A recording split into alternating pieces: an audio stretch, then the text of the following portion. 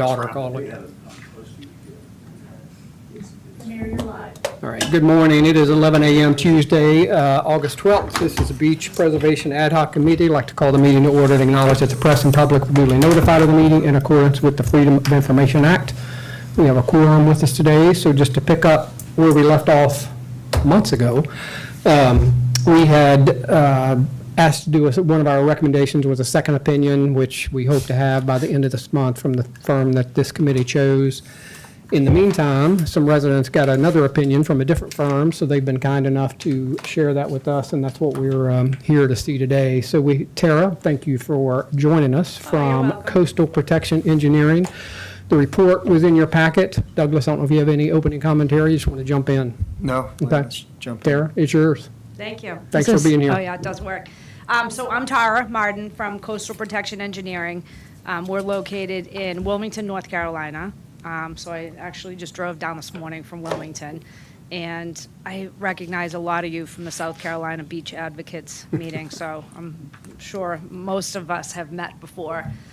So I came here because Paul asked me to come. I've been working on a project for him and some of his neighbors, a study of Breach Inlet in the western part of Isle of Palms. And so he asked if I would come today and just share what we learned through our study and present some of the recommendations that we had for where this project would go from here, if it goes anywhere.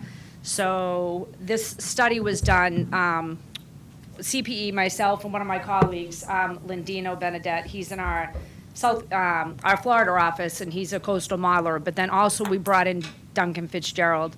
I'm not sure if anybody here knows Duncan, but he's literally one of the world's foremost authorities on tidal inlets.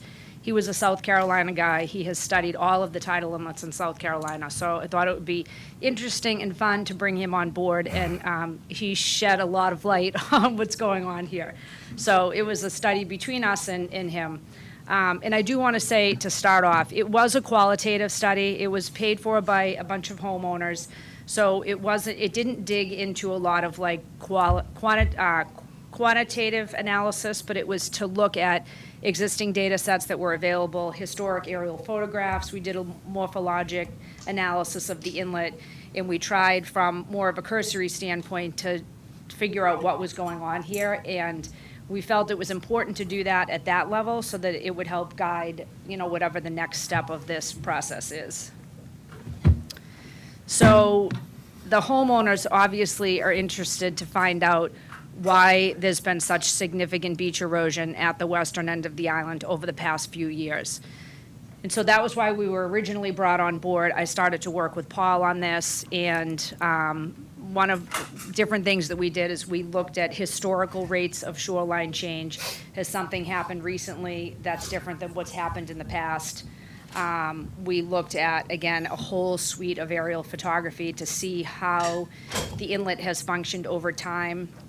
We looked at a lot of existing data. CSE has a number of reports that are posted on your website that has like all the beach profile data and bathymetry.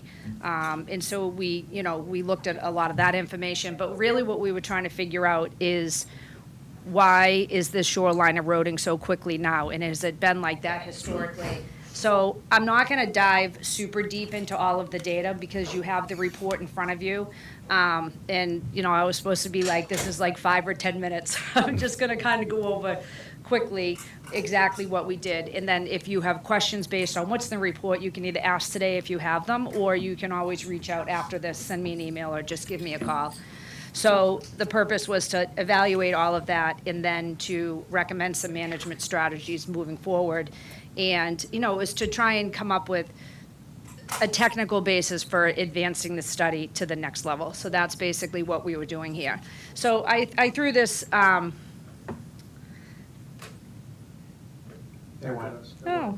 am I going the wrong way? No, I'm not. I don't know. It doesn't work. It's okay.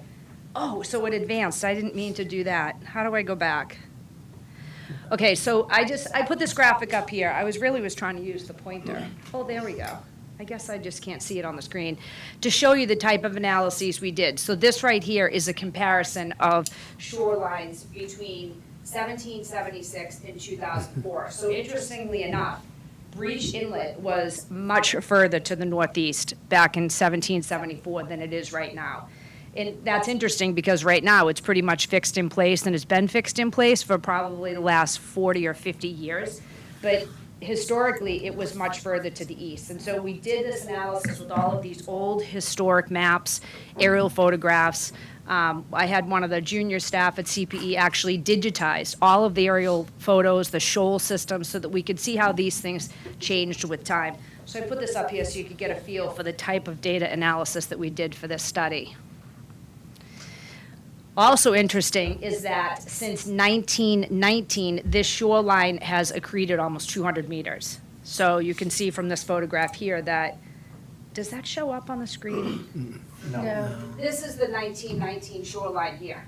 So between 1919 and 2025, there's over 600 feet of accretion here at the inlet, which is also super interesting because we don't see that type of thing happening right now.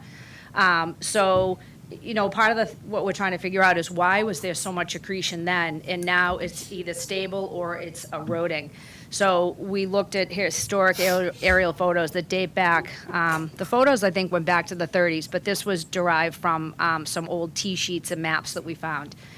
And so the study that we did mostly focused on this southern end of the barrier beach because we know that you've done a lot of work along a lot of the barrier beach, but this was really just to focus in on this area to the south here. And some of the things that we noticed through our research that we had done is that this inlet has historically really just been unmanaged, not necessarily in a bad way, but there's just been not a lot. We have not really found much nourishment that's taken place here. There clearly are not any structures down at this end of the inlet, which is contrary to what we see over on Sullivan's Island, which there are groins, bulkheads, jetties, you know, there's everything happening over on the other side of the islet. And so we really were just looking at how the fact that that shoreline has been stabilized, how that maybe could have impacted what's happening on the Isle of Palms end of the shoreline as well. And so what we see with the recent trends is that there's been between 40, depending on where you go in the shoreline segment, there's been anywhere between 40 and 70 meters of erosion just in the last 5 years, which obviously is significant. And if you're living on that end of the shoreline and all of a sudden you had 60 or 70 feet of beach with a dune system in front, and now here you are 5 years later and you have no dune system and high water mark is, you know, approaching your grass or your foundation, that's pretty significant. And so a lot of these homes at the southern end have become exposed now. And I know that you've dealt with this at the northern end also because I've, you know, through our research, we've seen, especially as you get up closer to Dewey's Inlet or Dewey's Inlet, I see that there's structures that have been put up there and sandbags and all sorts of things up there. So I know you've addressed these type of management issues on the other end of the shoreline, but now, of course, it's happening at this end of the shoreline too, which I think maybe historically had not happened. So maybe it just wasn't really in the forefront because it hadn't been a huge issue until recently.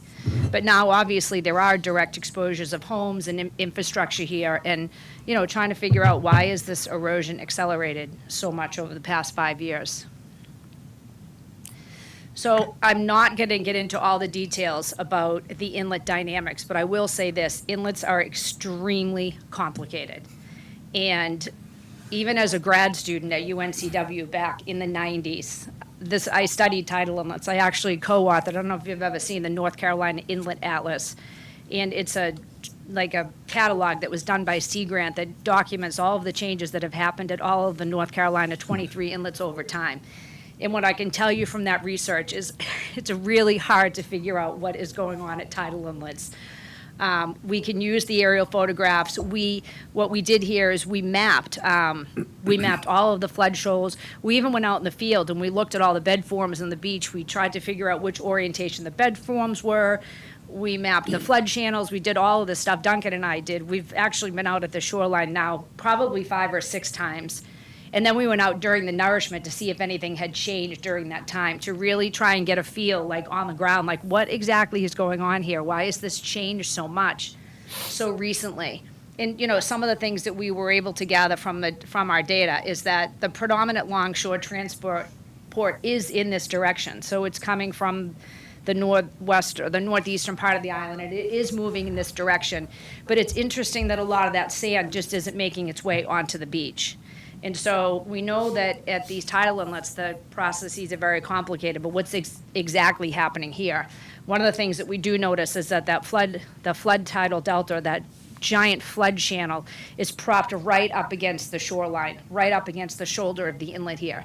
So that's one thing that's going on, is you have this flood channel that's moving sediment into the inlet, but it's a strong current that's running right along the shoulder of the inlet. And so it's having a hard time depositing the sand there. And if you go into the inlet, there's like that marina that's like right behind the bridge there. It looks like there's tremendous amount of sediment buildup that happens inside of the inlet, but the sand isn't actually sticking on the beach when it moves in there. So we looked at all of those types of things and try to, again, it's a qualitative look at why is this happening. We looked at a little bit into some of the storm data. We looked at some of the WIS data from the buoys offshore to see like predominant wave approach and all those types of things. And we tried to analyze like what is happening with this sediment bypassing at this inlet. Why is there so much sand moving into the system, but it's not actually sticking to the beach right here? And so this is what the beach looks like right now. These are the current conditions here. No sand on the beach. There's a tremendous amount of really, really fine wind-blown sand here. So you get a lot of aeolian activity that's moving this sand around too. So, that could be a reason why a lot of it isn't sticking to the beach, because you get this huge marginal flood channel that becomes exposed during certain times of the tide. And a lot of that sand actually gets blown. When we were here, I took so many videos because I was so fascinated by how the sand moved around on the beach. So part of what we tried to analyze, and I'll go back to that last slide also. Another thing that happens at this inlet too is that there is an ebb tide to delta breaching. So basically what happens is you get these new channels that form inside of the ebb tidal delta. And so all of these things are having a dramatic impact on what happens on this little section. This little section of the shoreline is basically part of the tidal inlet. I mean, that's what we've come up with as far as the preliminary investigation. And that's not surprising. I mean, we see that type of thing, but now you've got development there, you've got homes there, like lots of homes and streets and roadways and infrastructure. So what do you do now that you've gotten to the point where you've got infrastructure in the way? Something's changed over time that has caused this. Historically, this area was accreting and pretty dramatically, but now you have like a serious erosion problem. So what do you do about that now? And so, and this is kind of what I was talking about, like trying to figure out, this inlet system. So you have these crazy dynamics that are happening here. And it's interesting too, because a lot of these inlets in South Carolina migrate, but because a lot of why this is not migrating is because of all of those structures that are along Sullivan's Island. So now this inlet has entrenched down into probably Pleistocene, like semi-consolidated muds and sands. And so you're not having this inlet migrate anymore. The inlet is staying in place, but you have all these really crazy dynamics happening with this, I'm going to call it a stabilized inlet. And so that's what we're trying to figure out right now, is there anything that can happen in this inlet that would help to prevent the erosion that we're seeing on the shoreline? Things that we look at in other places, can you realign the channel so that you're getting more protection on the updrift and the downdrift shoulders? Like, what can you do here? Can you stabilize the inlet to help prevent or to help keep some sand on the updrift shoreline? Because as most people know, Sullivan's Island is accreting dramatically. And so part of what you can see in some of these photographs is that if you look at the channel that comes through the inlet, it orients itself facing Sullivan's Island. And so Sullivan's Island gets the benefit of having that huge ebb tidal delta in the offshore area that provides a wave break, and it's a giant sand platform that you move sand along that platform very, very efficiently. But because the inlet is basically now entrenched in those more semi-consolidated material, you don't get that typical wagging that you would see at, a tidal inlet like this. Typically what we see is usually it's cyclical. The channel will it would become this orientation here, but then it would become so inefficient that it would breach through, and then you'd get that ebb tidal delta that would typically form along the updrift shoreline, and then it would migrate again, and that shoal would migrate with it and place itself in front of Sullivan's Island, and so you'd get this wobble back and forth between accretion updrift and erosion downdrift, and vice versa through these cycles. But here we don't see that because it's stable because of all of the structures on Sullivan's Island. And you clearly don't want the inlet to migrate because you have infrastructure on both sides of the inlet. So it's kind of entrenched where it is. And so we think that what's happening, because you're not having those big shifts in the inlet, you're getting all of these little channels that are cutting through that shoal system, and that's what's causing some of this erosion to happen here. So it's pretty complicated. I've been doing this for a long time, and some of it I don't even understand. I was glad to have Duncan on board because, this stuff just comes off of his tongue like, he's been doing this for 50 years. And so, but we do know is that the inlet is influencing this section of the shoreline. So what do you do about that? I mean, do you just let it continue and, all of these homes are threatened here, or is there something that you can do? And I know right now you just had this huge nourishment project that was done. So, I mean, fingers crossed that this is part of the solution, that you've put a lot of sand on the beach here and you hope that it's going to stay, not going to get caught up in this whole inlet sediment bypassing process that happens here. And I guess that part of that is time will tell. But the question is, can you continue to do that? Like, how often is that going to happen? Is it going to build up the beach for the next 2 or 3 or 4 years, and then you end up right back where you are again right now? So that's the big question here. Like, what is the long-term management consideration for this section of the shoreline, knowing that these inlet processes are happening here? So one of the things that we recommended to Paul and the rest of the homeowners here is that they do an alternatives analysis to think about what could take place here. The first alternative we always consider is no action. You do nothing and you let nature take its course and you see what happens. Something tells me that all the folks that live here don't want to just say, oh, forget it, we're just going to walk away from this. So then you look at like soft engineering practices, which is part of what you've done right now. You've got this big nourishment project that just took place right here, which is great. Or you do dune restoration. I think you've done dune restoration in the past and you realize without a beach in front, especially here in this inlet shoulder, that the dune doesn't last very long because you don't have anything out in front to protect it. Then you look at, hybrid type things. And when I think of hybrid, I think of what's also happening right now, these sandbags with sand and maybe some vegetation. That's what we consider hybrid, that it's kind of soft and it's kind of hard and it's, like a combination of a hard and soft. Then you look at hard structures. Is it permittable here? I mean, stuff happened along the Sullivan's Island shoreline, but was that before you had regulations here? Like, I'm not exactly sure when those structures went in over there, but is there something that you can do here that would help to keep the sand on the beach? We don't know. It's something that has to be analyzed, but it's something to consider. And then you also have to think about, what is the cost for the analysis? What is the cost to implement any of these alternatives? How effective are they? What are the environmental considerations? Are these things even allowed? So an alternative analysis kind of vets all these things. You look at what are your alternatives, how much are they going to cost, how effective are they, and can you even get a permit for any of these things?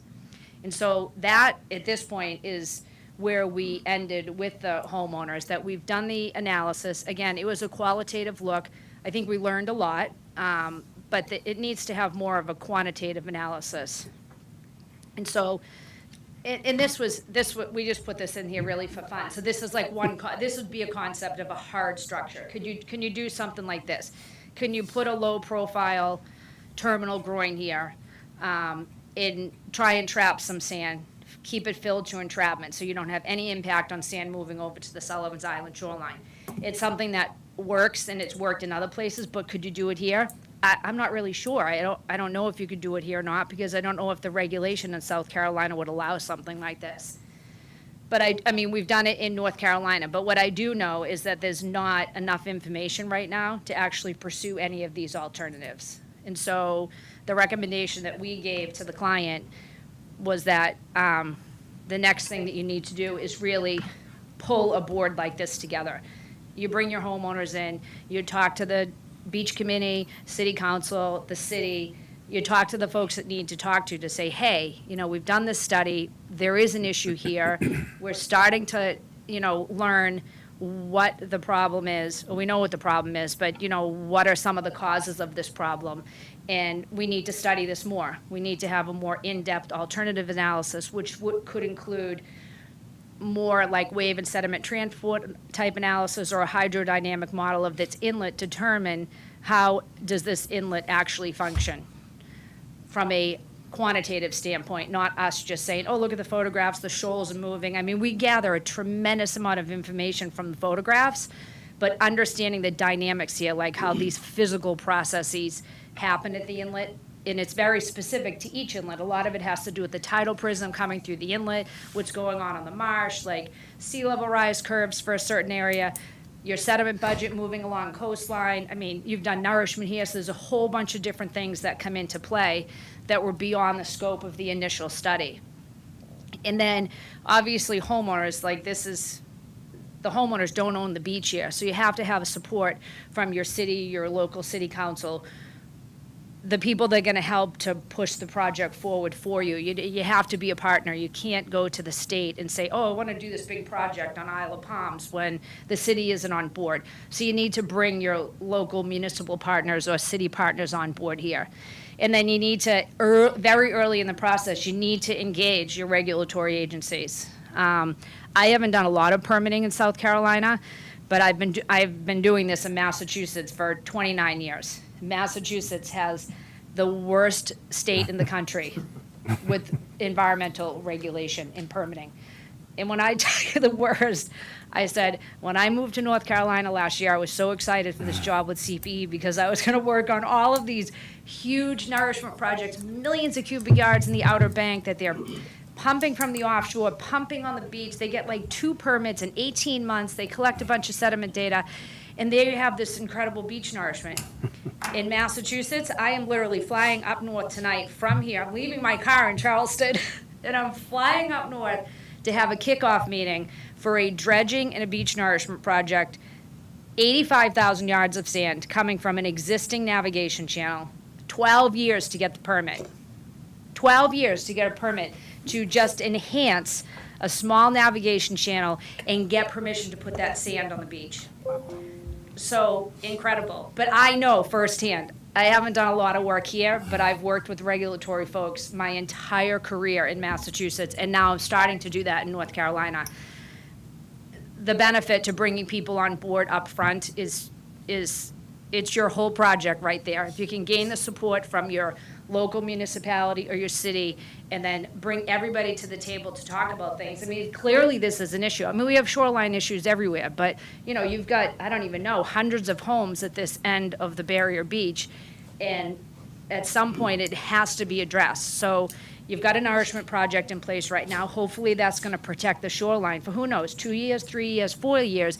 It's hopefully going to give the opportunity to say, okay, we know at some point that nourishment is going to go away, because that's what beach nourishment does. I mean, every beach nourishment project is cyclical. You put it down and you have a lifetime, and when 60% of that is going to be gone, you're putting sand back on the beach.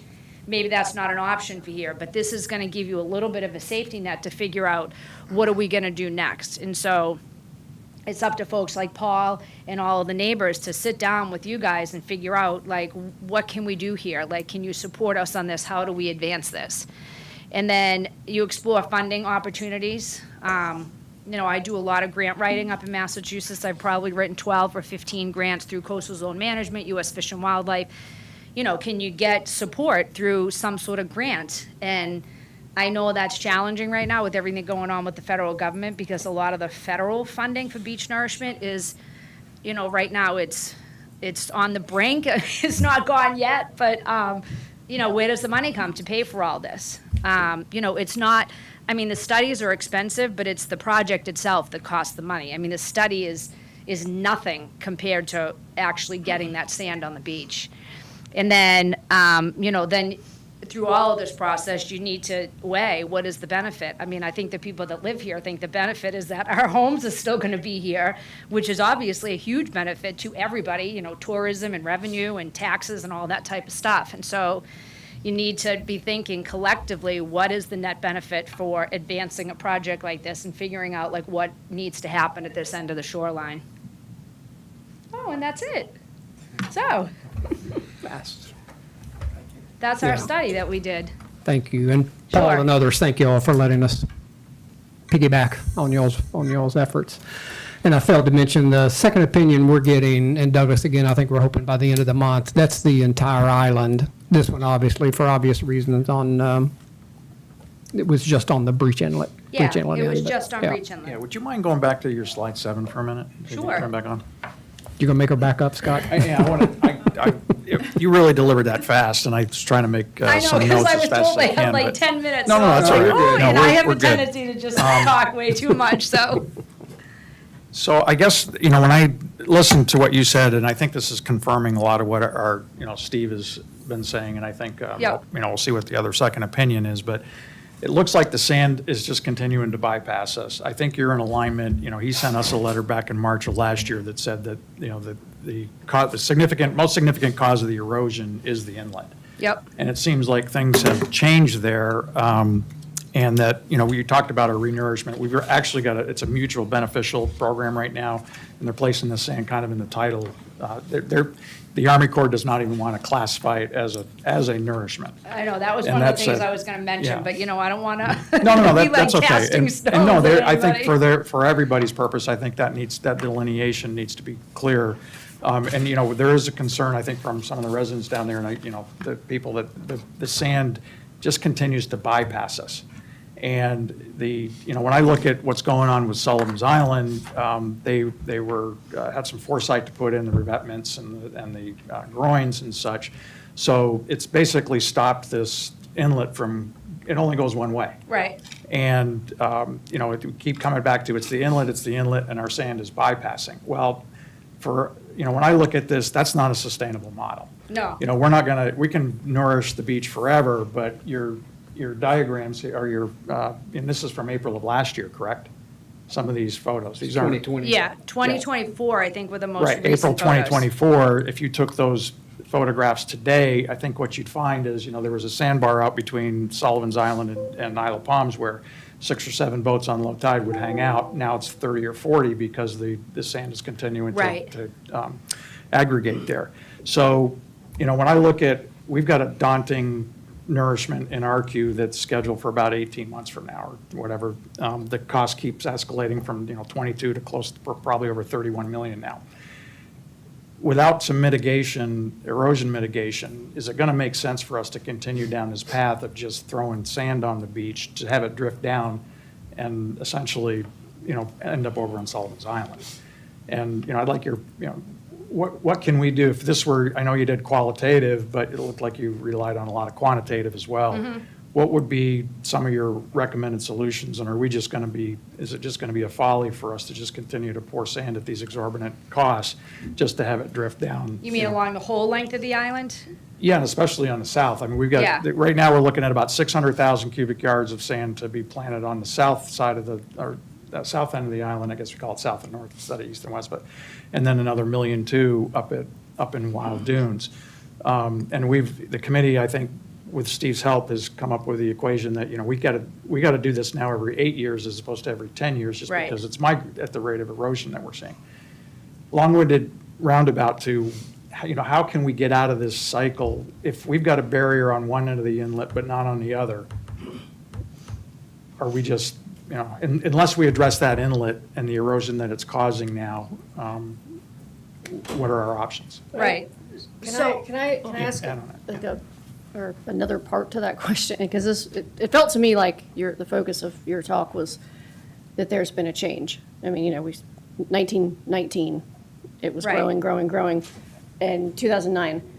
But then I'm hearing a lot of talk about Sullivan's Island. Well, to my knowledge, Sullivan's has not put any sort of hard structures on that island since like the 1800s.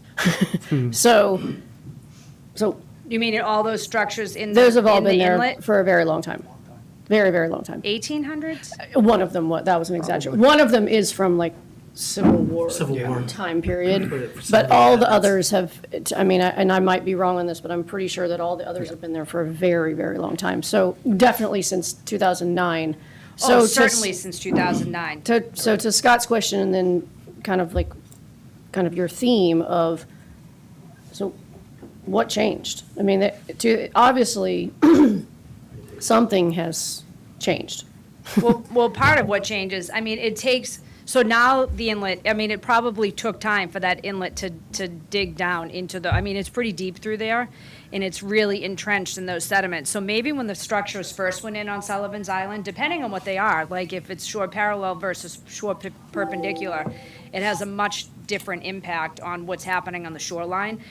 I haven't done a tremendous amount of research on the structures, other than to know that they are there. And if you look at any photograph, you will see that those structures there are basically holding that inlet in place. But we know from the older historic maps that this inlet used to be much further to the north. And we just know from most of these tidal inlets, they move around. I mean, they move around, especially in these type of tidal areas in the Carolinas, you know, even up into North Carolina.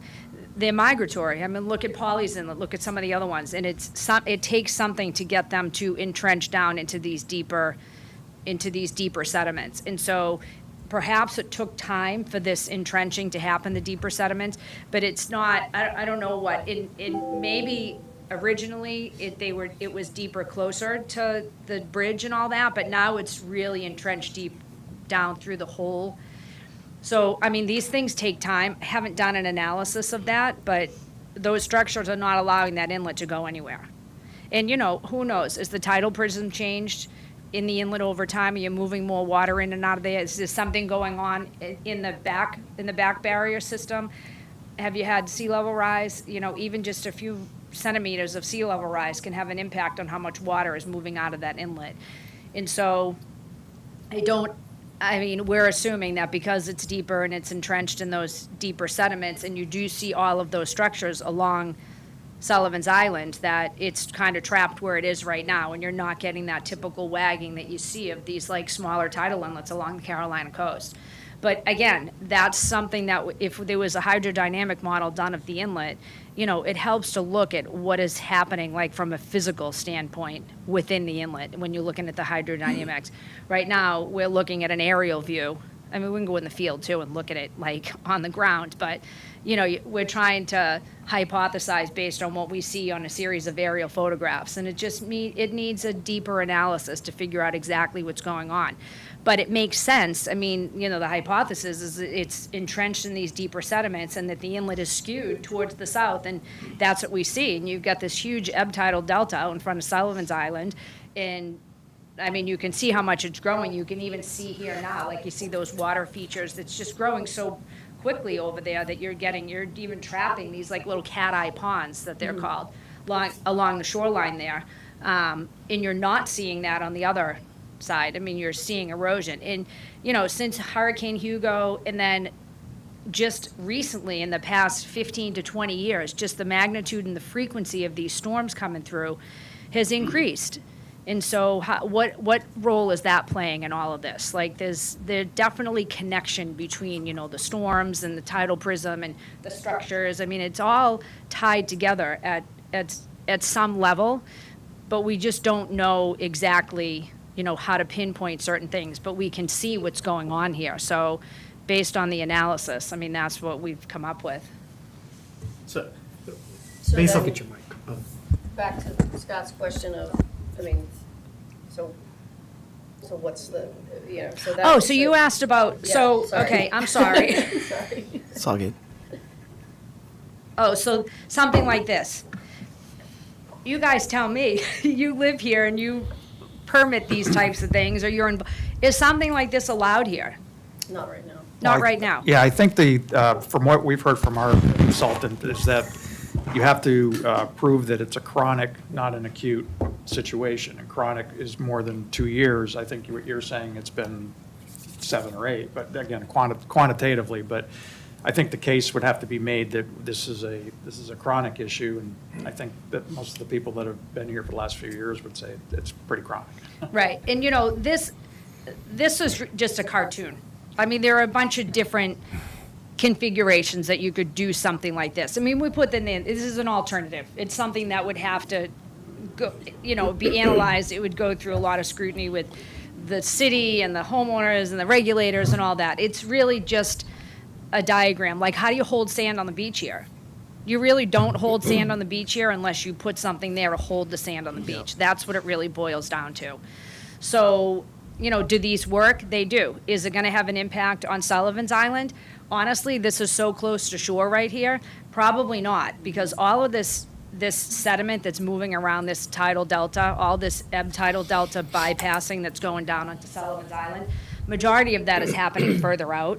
What this would do would be to trap some of that sand coming in through that flood tidal delta that gets pushed in underneath the bridge and then, you know, gets deposited up by where that restaurant is, or there's like a little restaurant or a marina around the backside there. And you also, when you do a structure like this, you have to keep it filled to entrapment, so you don't just put it in and walk away from it. But my guess is this thing would fill itself to entrapment and probably stay that way, because there's a lot of sand moving around, like a tremendous amount of sand moving around here. But because you've got this flood channel that's propped right up against the island, it really doesn't have anywhere to go. You have so many inlet processes that are happening along this whole system that runs along the side. You get that ebb tidal delta breaching, and you get those spillover lobes. You have so much physical activity happening along here that I personally believe that this sediment transport would still continue, but this would give you the ability. When you think about the amount of sand that would be trapped inside of that fillet right there, it's nothing.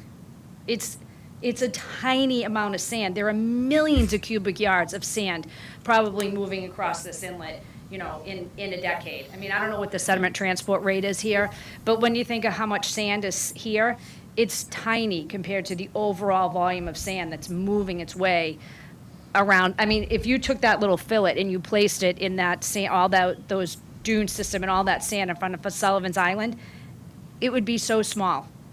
So it's not, this wouldn't be big enough to probably have any noticeable change anywhere, but it would help to trap sand on this beach. And you look at different configurations. I mean, I've worked on projects on Martha's Vineyard where we did low-profile adjustable groins. They're just timber. You put them in. If there's an impact, you take them out. You can adjust them based on the erosion and the accretion rate. I mean, this is why the alternatives analysis needs to happen, because there are so many different options that you could do here. And I get it. I mean, in Massachusetts, I mean, our whole shoreline is armored, but we don't allow armoring in Massachusetts. So in North Carolina, it doesn't really either. I mean, there are some at tidal inlets. Most of that is Army Corps-like navigation projects. But, you know, it's just something to consider. It's one of the alternatives. Andrew? Well, from what I'm listening and hearing from you is that we can't really pinpoint exactly when it changed, right? We don't have a history, or we can't say, hey, this storm occurred and then the inlet shifted to change that sand. Based off like history and trying to figure out and give people why did it change. I think the ship might have sailed already. Like it's happened in the past. When exactly might not be able to be determined based off what I'm hearing. And then when you think about a growing concept like this, what would be a potential adverse impact right behind that growing directly on Isle of Palms? While it's collecting the sand there, and instead it was a permeable growing, that was a suggestion, and that's changing the way the inlet would move and the water would move, could there be a potential that would rip off sand for those homes or potentially affect the bridge? Right. I mean, Because that bridge is a key piece of infrastructure as well. Of course. And there's a danger in both. Yes, I mean, so that's something that would have to be analyzed. Obviously, the size, the placement, all of those things. And these types of projects require a tremendous amount of monitoring. Okay. I mean, you have to monitor these, like, a lot. I know CSE does a lot of monitoring around your coastline, and, you know, we've worked cooperatively with them on lots of projects in the past.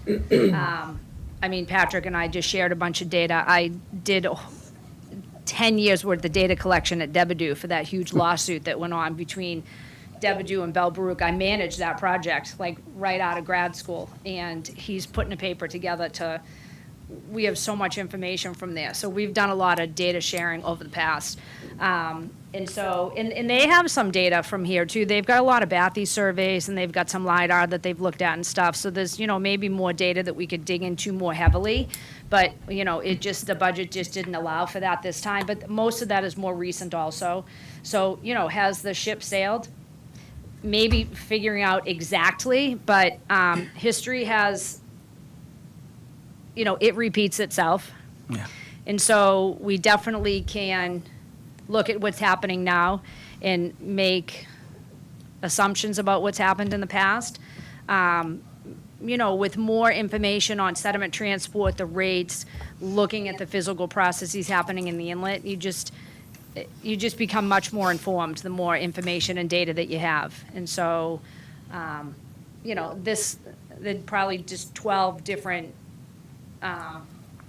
configurations for something like this. Yeah. And, it's just like your nourishment. You put the nourishment in, you don't walk away from it. What do? You're monitoring it, you're doing profiles a couple times a year, you're doing like all this incredible data collection to monitor how the nourishment is working. And then you're going back in and doing more nourishment and then monitoring it again. So it's the same with all of these types of projects. They need monitoring, but it's going to be really interesting to see how long this nourishment, and that was the other thing I was going to say, because like with a designed beach nourishment profile that, you're looking at all of these waves, tides, currents, everything, you're creating a berm and a berm width, and then you're analyzing that every which way to Sunday. What's the best configuration? You're looking at dunes and heights and width and the girth of the dune, and what's the best thing you can do at a location. And from what I have seen and talking to the at the South Carolina Beach Advocates, I actually sat at lunch with the woman from the Corps that was managing that. It doesn't sound like that's what happened. I feel as though they had this opportunity to get sand from this dredge spoil island, and they pumped it up on the beach, but it had not gone through this long, beach nourishment analysis, and it wasn't like a designed beach nourishment project like you probably have at the other end. It was like, hey, we're going to give you this. So I don't even know about the grain size. It looked pretty fine when I went out there. That fine stuff moves quicker than the coarser grain stuff. So, it was a great opportunity to get all that sand there, and hopefully, it's going to buy some time down here. But I think it just needs to be looked at more closely so you can figure out what's next. Yeah, Cindy. So, Tara, thank you very much. I'm now officially the poster child for the problem at my house, which got significantly worse in the last 2 weeks because we had a high tide. Oh, And so all the dune that's come from the Army Corps is gone and more. So, and putting that aside for the moment, the question that I have is, if I'm sitting here today and I say, okay, let's do this, we got to figure this out. What I see from my standpoint is we've got to figure this out, and we have to start 2 years ago, but we haven't. We need to start. How long would the next process take? I know the permitting issue is questionable because you're not familiar with how long the permits take here.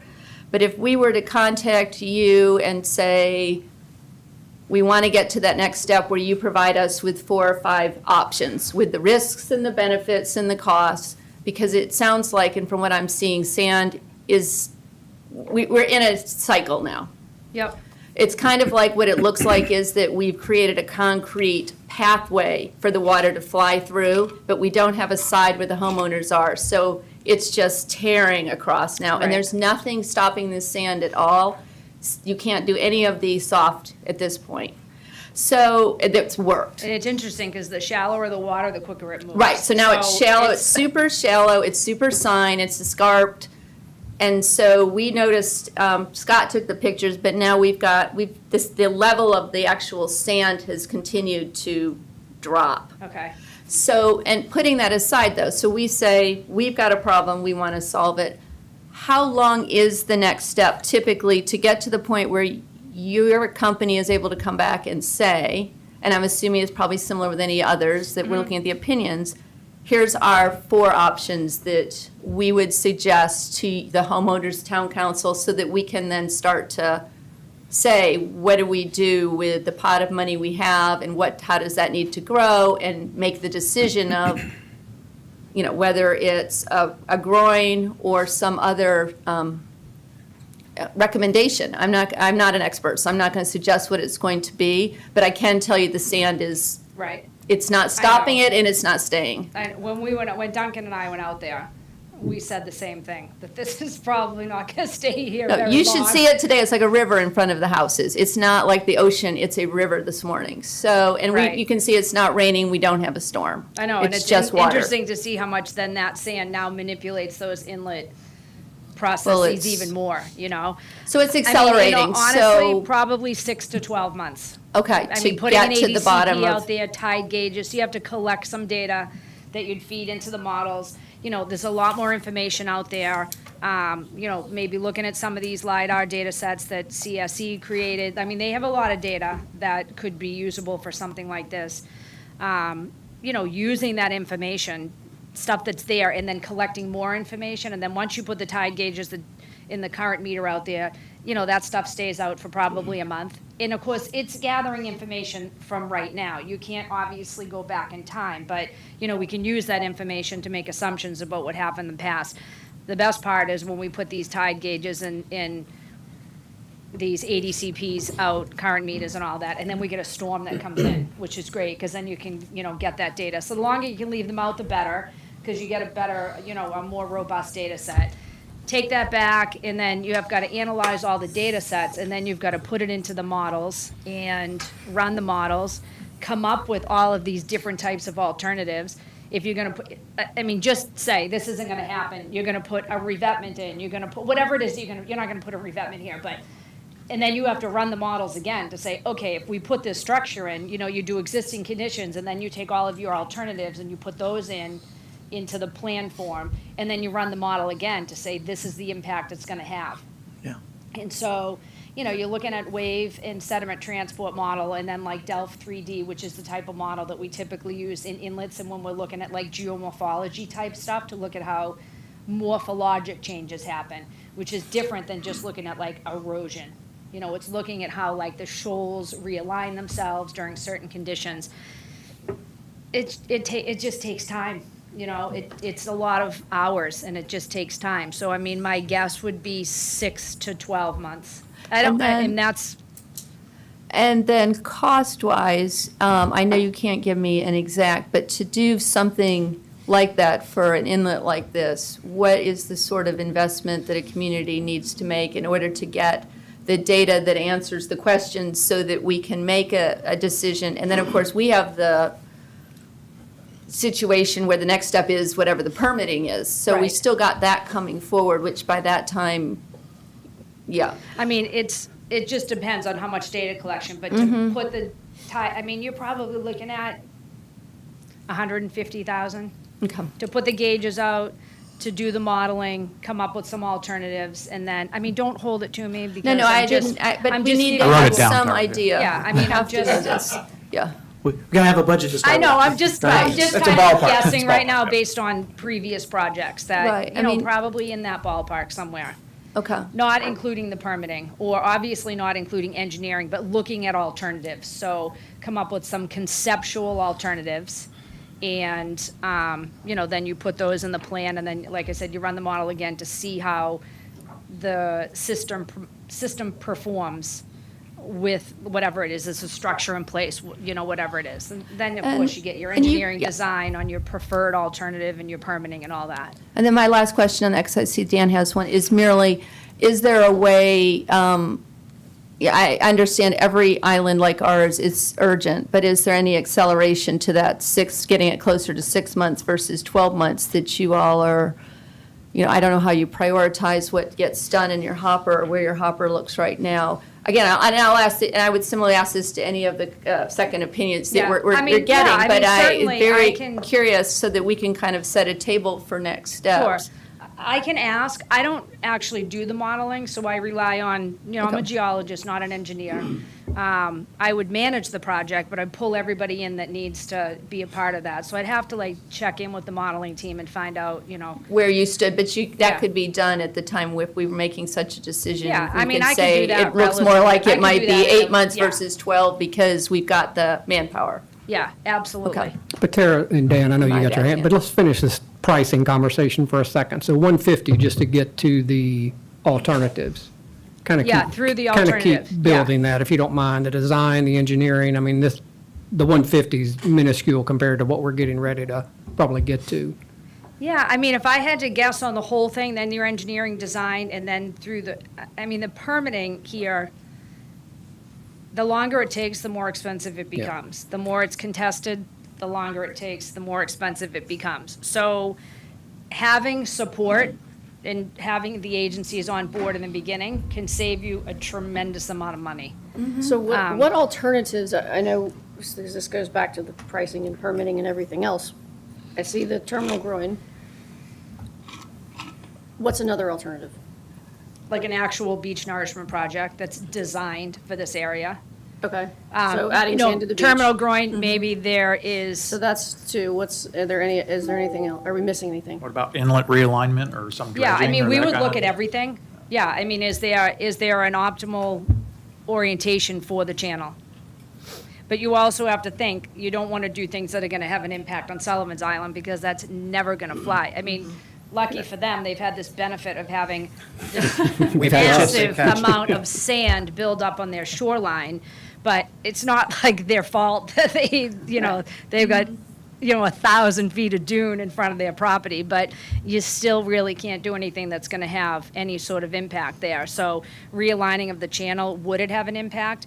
We don't know, but it's something that we would look at, like with the hydrodynamic model. So, I mean, I know it seems like, oh, well, what else could we do? And there are a lot of different options. I mean, even just the configuration alternatives for something like this. Would you put it further sea? Would you put it further landward? Like, what type of structure? Would you put a jetty here instead? Like, what are you going to do? Something on the beach, something in the water. So there's a lot of different considerations. And then even like from a beach nourishment standpoint, do you build a beach nourishment with a 50-foot wide berm? Do you do a 100-foot wide berm? Like, what size dune system do you do? Like, we do different models. Like, we use S-Beach to say, all right, if we built a dune that's, 60 feet across to the base to elevation 16, and then you throw a bunch of storms at it, how quickly does it erode? Is that sufficient? If not, you go back to the drawing board and you change the configuration. So even if we had 3 or 4 alternatives, there is still like sub-alternatives within each one of those. And so we would analyze all of those types of things. So, Dan, let's just finish this cost conversation. So 150, you were getting ready to say total would be somewhere in the neighborhood of X. 350 with the permitting, 400. Okay. All right, Dan, sorry. And then the bill, I guess, is. So, Right. I understand that we're looking at doing a nourishment project at some point in the next year and a half, give or take. Is that going to have an impact on the studies? Because, I know it's always changing. If you do it before the nourishment project, if you plan before the nourishment project, then you got to adjust for what the nourishment does. If you do it afterwards, then you got to adjust for how that changes also. But does that make a difference in your study? It does, but a lot of what goes into these studies and into the analysis is looking at long-term data sets. What's happening with that offshore wave buoy? What's happened over time? So you're taking data sets that have been around for a long time, and then one of the alternatives would look to be, okay, if you've got this nourishment that you're putting in there, what exactly is going to happen? So whether the nourishment has already happened or it's just proposed to happen, it's one of the configurations that would be part of the alternatives analysis. So does it impact? Yeah, but you have that on every single site that you go to. They can run the course together at the same time. Oh, absolutely. And, maybe it gives you more information. Well, that's why I was excited to see what was happening with this nourishment that happened right now, because I was really curious to see. I know it's not like a designed beach nourishment, but I really wanted to see if it was going to, I thought it was interesting that all the sand went down, and then they were going to push some sand around to create some dunes. I was like, oh, how are you going to push enough sand around after it's already in place to actually create any sort of dune system that's going to last here? But that obviously didn't happen. But Not to put you on the spot, but if we don't have any erosion mitigation in place, whether it's rechannel, groin or something, and given what you've seen even qualitatively, does it make sense to pour 600,000 cubic yards of sand in front of that and just watch it fill into breach in it? I think what we're seeing right now, and this is kind of a byproduct, is that the Army Corps land is migrating quickly. As I think Cindy said, it's no longer even in front of, a lot of it's moved already. The level of the beach seems to continue to decline. within the inlet, I've got some friends that have been fishing in Hamlin Creek to the intercoastal, which is right behind there, for 35 years. They've never seen the inlet filled up like it has around, not only by the boathouse restaurant, but you can no longer, on low tide, and this is a first, get from Hamlin Creek into the intercoastal. It's just too clogged up, and the channels within that. So is this sand depositing that we're doing with the currents that you're describing and with the channel, with the way it's flowing, are we just filling up the inlet and just exacerbating the issue? I mean, if it's happening right now, it's probably going to continue to happen. So like when we look at the aerial photographs, like this area through here, you can see that there's been a lot of sand buildup there that we've seen through looking at the photographs. So without any sort of intervention, you're probably going to see the same type of process continue to happen.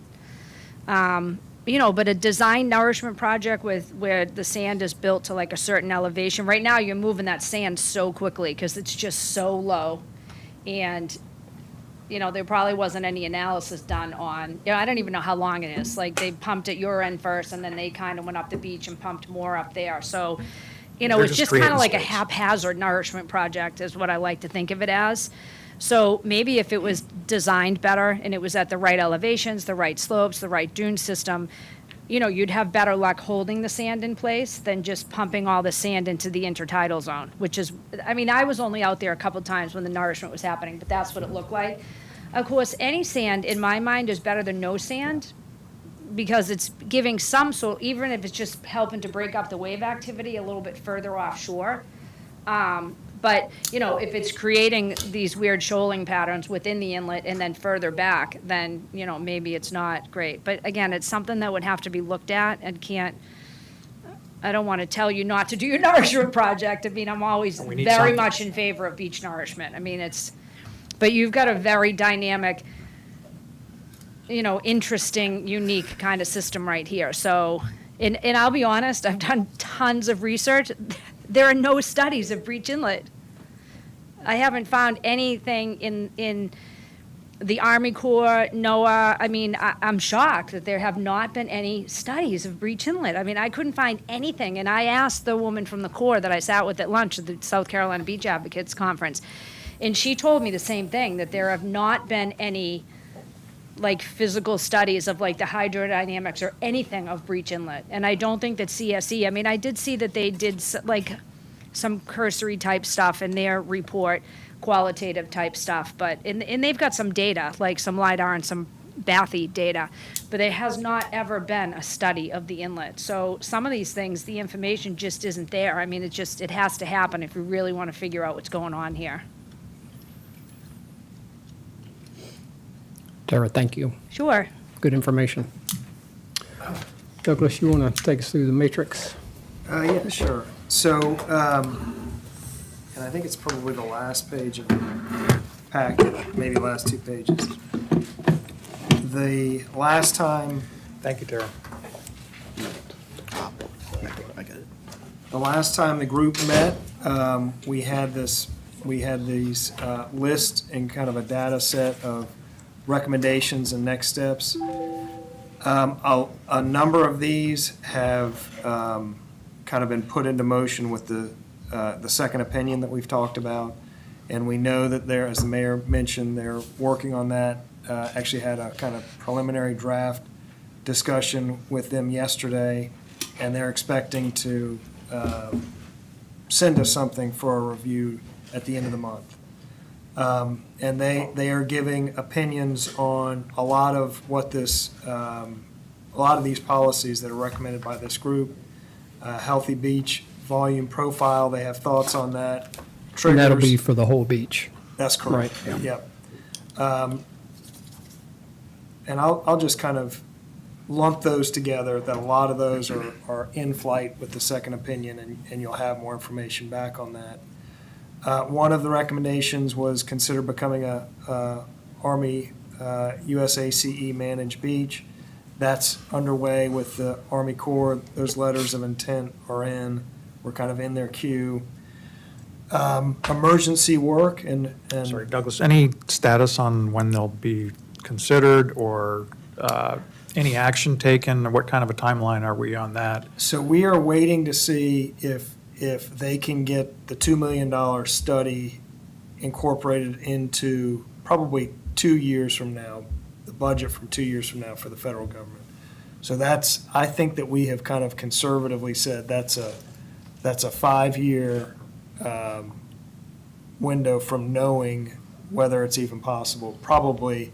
And we are, I will say, we are hearing, not horror stories, but we're hearing places like Edisto Beach that were very enamored with the idea of becoming an Army Corps beach, souring on that experience here just in the last few months. Is that So because of the easement? not only the easement, but actually now paying market value for the easement. So they have apparently, and I'm kind of getting this secondhand, but apparently the policy of the Army Corps has changed from, previously it was just get the easement, and that had its own challenges, and I think they've been working on just getting the easements for years now. And here more recently, it's not only do you have to get the easement, but you actually have to pay fair market value for the easement. So they don't, I think in Edisto's example, they don't have the money, they don't have the funding for that. So a little bit of changing the rules of the game midway Yeah. through the project. And I So- think for them, Douglas, it was a couple of $1 million number where they don't have the money at all. So wait, we're giving an easement to the government and then paying for the giving of the easement? We are getting an easement. I think you have that right.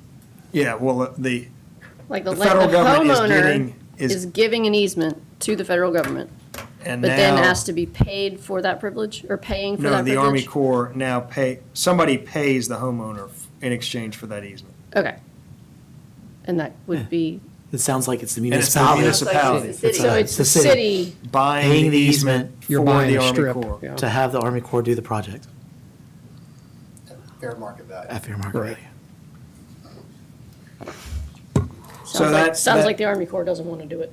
I bet it only gets worse. Yeah. All right.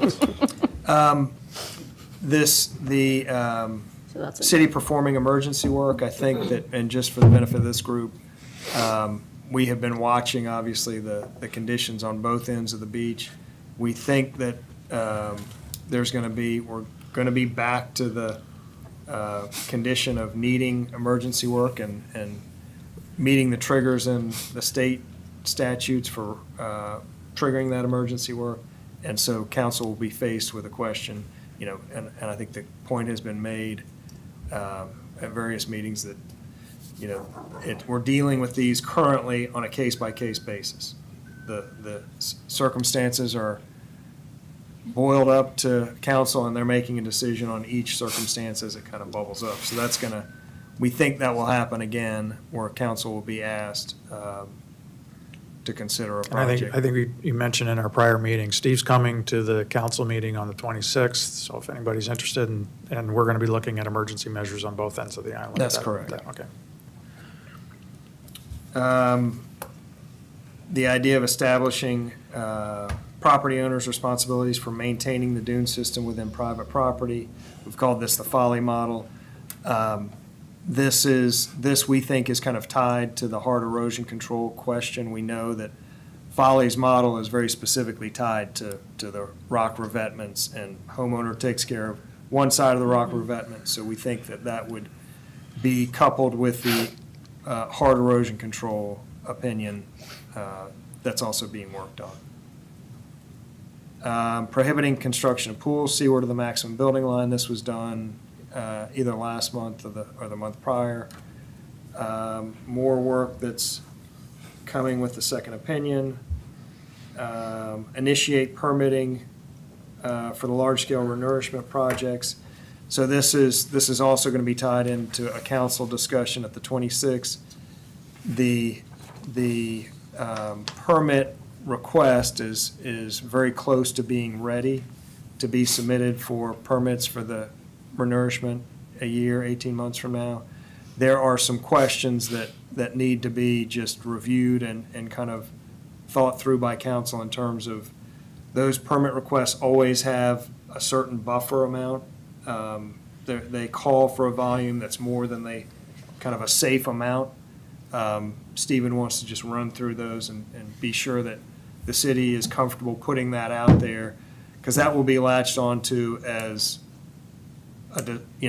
what should be done, and that's never kind of the way they operate. They always kind of say, we're gonna plan for too much, knowing that when the conditions, we'll deal with the conditions at play at the time of the project, and it will be some amount less than, so wants to just have that Okay, so we'll see will the permits be in our packet, or the draft permits? The assumptions that the permits are based upon, and probably a draft of the permit application. But yeah, he's going to highlight, we kind of have those high-level assumptions that council would want to. Okay, will they be available if we want to read them, the drafts or the?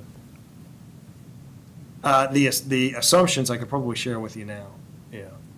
Yeah.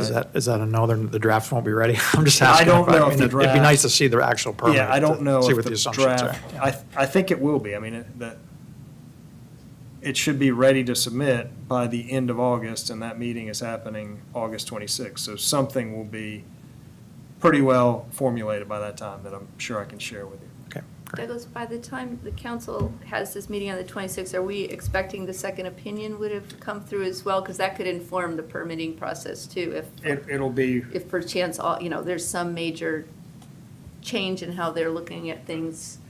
It Yeah, makes us take a pause. That's I all. go back to this chicken egg thing. If we get the second opinion and we're looking at some options, if we file the permit and we don't have, again, any erosion mitigation in here, are we shorting ourselves on the permit submission, or can they be modified?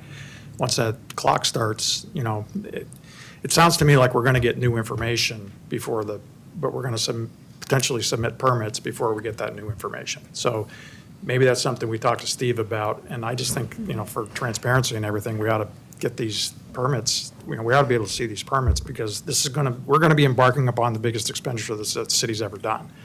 And for us not to know what's in, yeah, they'll definitely be, I just Okay. don't know when when the ink will be dried Got it. enough to send it to you. But Got it. yes, you'll definitely get them as soon as they're ready. Cindy, to your point, I think that, if I had to guess, I think that this group will not have had a chance to hear the second opinion before Stephen is with city council on the 26th. I think that you'll probably have a draft, and that will be either, they're saying, if I know consultants, they say the end of the month, it probably is going to be August 31st, if I had to As guess. long as it's adjustable, if you make the permit submission, Yeah. as long as it can be adjusted. Yeah, and I think that, to that end, I think that the permit request is gonna have more sand. I mean, I think it's gonna be kind of, the sky is, we know it will not be any more than X, and that's what he's planning to submit. And then if it needs to be dialed down, that would be, we could dial it down, we just can't dial it up. And Scott, I think to your question, you're saying like, hey, if we don't have a groin or something like that as part of the permit, you're saying an erosion mitigation beyond just the Right, sand management? beyond just pouring sand. Well, We're looking wondering if- we're looking at the geotubing up in Wild Dunes that would have to go in, I think, before the sand gets put in. All of this stuff, if we're looking at again, I'll throw out the $31 million potential price tag based on the most recent pricing estimates that will probably fluctuate. Do we put a permit in there that's just going to pour sand on the beach and end up? Well, I think the question that I would ask if I were on council is that, can you submit for a second permit, another permit for the structure versus get the permit going for the sand renourishment, get a separate permit that would be for your groin or whatever other erosion mitigation you were looking for? Does it have to Yeah, or be amend all, it, that's what I does it mean. all have to be on one, or can it be, Yeah, I hey, could- get this going so that way the sand is in progress of moving and finding the source and all that other aspect of it and We want budgeting and to, then. we want to definitely get it in the queue, is what So, you're saying. yeah. We have been advised it should be two separate permits, so that one does not Hold up kind the of other. hold the up other. the other. Okay. Other evaluation that has to happen. Okay. So just the two follow-ups on, I don't know if you emailed, I don't want to, but, and let them know that we have a meeting on the 26th, and if a draft would be helpful for our council member to, to see beforehand. But it needs Just to as come a- here. Sure. Well, At the very end of the month, so I know that he's not gonna. The second second opinion author. So second point, I guess, was to what Scott said, is a concern that came up in this meeting in regards to that is that she pointed out if she was doing a plan, she'd be looking at the same things that Stevens looked at, which are, do we go out 60 feet berm is maximum or 70, like that's what could change is the amount of sand is something that could change. So the question I asked as follow through is the 26th then the right day to have this meeting, or should that meeting be in September after this committee's heard the second opinion and then wrap it into one? But I'm not sure. I just need to throw that out because I Yeah. hate to put the cart in front of the horse. But we need Stephen here because we got emergency work that we may be Well- dealing Yeah, with. you've got that issue. Yes, yes. And we could talk about if there's, I think to your point, Cindy, your point is valid. Is there something that we would be applying for that after the second opinion, we would Could change. regret that and we can talk through. You said we can ratchet this way, we can't ratchet the other way. Yeah. Yeah, we just, But that's that's just all. volume of sand, not a structure or, because I mean, Right. we've been talking groins up in Wild Dunes as well, so. But as long as we can amend it, if you can confirm that, then it shouldn't be a It problem. should be. Right. But a second, every time we put another one in, they go their own course and the timeline might be different. Right, that's correct. And I don't know that this group has actually talked about it. There's a lot of conversation at the council level that there is money in this year's budget to, and I think it was $150,000 to include the design of a groin. The idea at the time when council discussed it was that it would be potentially 3 or 4 groins on the northern end of the island.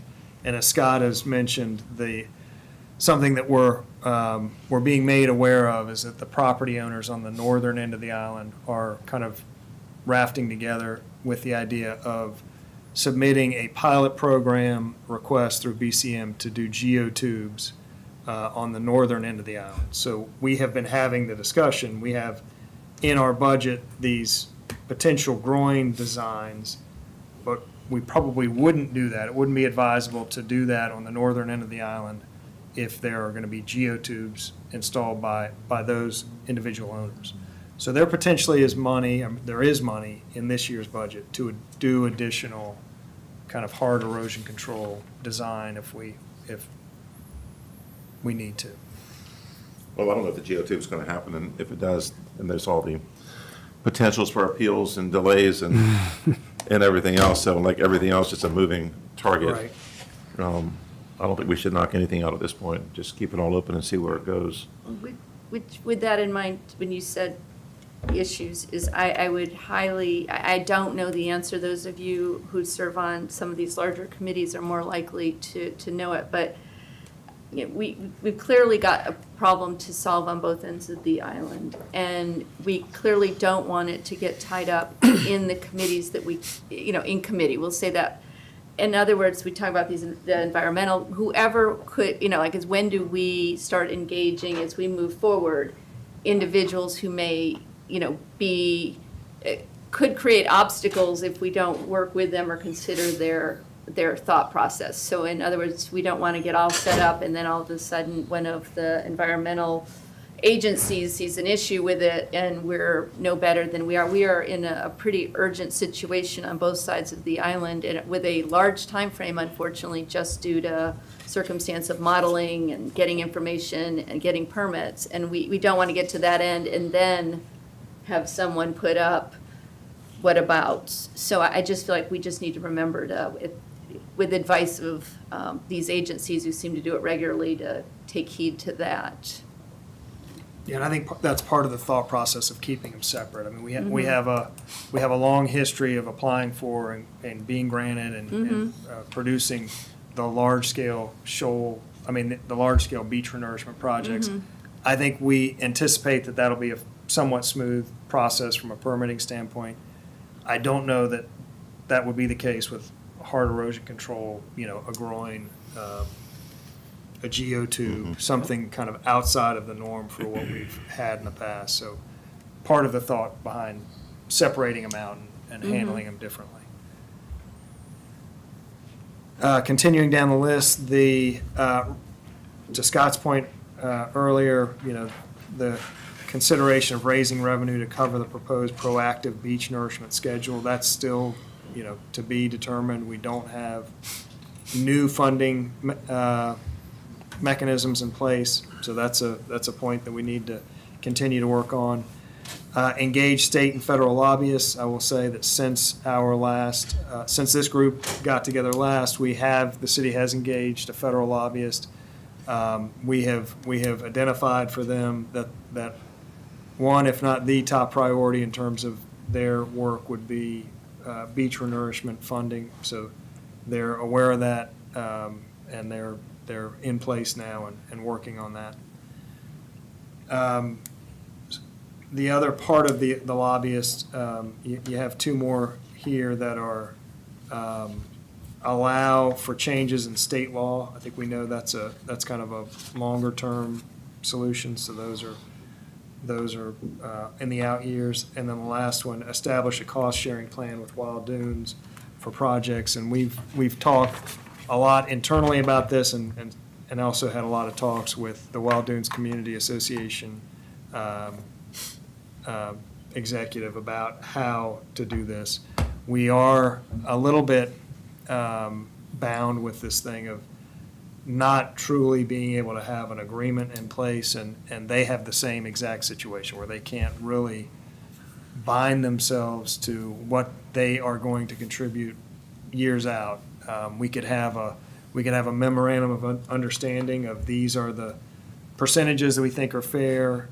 Council had some of that dialogue during their budget process when they created the budget for next year, in terms of what that cost sharing would be. We I thought relayed that. I think our runway was, or we agreed that we were going to, not try to commit Wild Dunes to a long term, but we would do project by project. And I think that what's also come up is that, right now the city is paying for all upfront soft costs, all the designs, all the studies and everything. So the city's paying for all of that. So, and I think I've had some conversations with some of the folks up in Wild Dunes as well, and I think there's a recognition. But yeah, we've spent, $6 million or so, and again, these are preliminary numbers over the last few years, and it's all been pretty much on the city with the exception of the $600,000 credit coming back. But we've got to get a model in place, and Katie and I think we were talking about this earlier, where, we got a transparent, open agreement as to how we're going to fund the soft costs, the emergency costs, and the nourishment going forward. There's a lot of other stuff that goes through the beach fund right now that doesn't end up on the beach. It's the projects for the studies, it's the projects for the designs, it's the projects for the access paths, it's the walkway over in the county. So, this perception that we've got this 1% that goes into our beach fund that makes it to the beach is, in my opinion, it's a total fallacy that we've got all these other costs that just never make it to the beach. So we do have to find other sources of funding. We got to nail these down because the costs just keep escalating. And it's not it should have been, but the creation of a permanent beach preservation board, I thought that was on. It's on there. It It's is. up I top. skip over? Yeah. That is actually underway now. If the agreement was that this group would kind of get through these second opinions, kind of work through the handoff through the second opinion, and then that new board would be stood up, and we are in the process of taking names for that. That will go through the admin committee for those appointments, and anticipating that once the second opinion work is done, it would transition to this permanent board. So that's underway as well. Did you mention admin had said to ask this committee if any of the current members wanted to throw their name in the hat? Yes, and I I think, think two have, haven't they? Or- I threw mine in yesterday. yeah. Also. Yeah, I did the same. I've got to fill the application out there. I got to find a resume. That's where I was like, whoa. Yeah, I think historically on the committees, if somebody wanted to serve 2 consecutive terms, they were allowed to do that. And then, Well, I think this is a new committee. Yeah, The future committee would be a new committee. yeah. This wouldn't be counted as a term. So Douglas, we'll have a meeting to be scheduled with Olson's Yeah. opinion, probably early-ish. Early September, I would think. Yeah, I would hope to be able to provide you all with their report for kind of your review end of this month, anticipating meeting with them beginning of next month. Just curious, why wouldn't this term be considered a term? This was an ad hoc, It's yeah. ad hoc. Okay. Yeah. It was just, Thrown future together. committee just Yeah. got formed. And this meeting, by the way, thank you.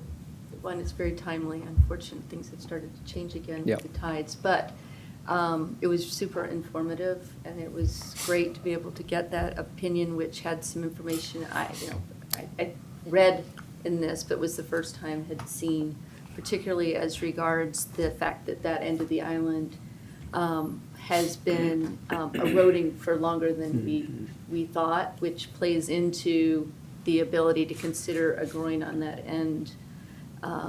So Yeah. that in itself was much, much appreciated. Tara, thank you again. Paul and team, thank you all for doing that. No further business? Motion to adjourn. All in favor, off record?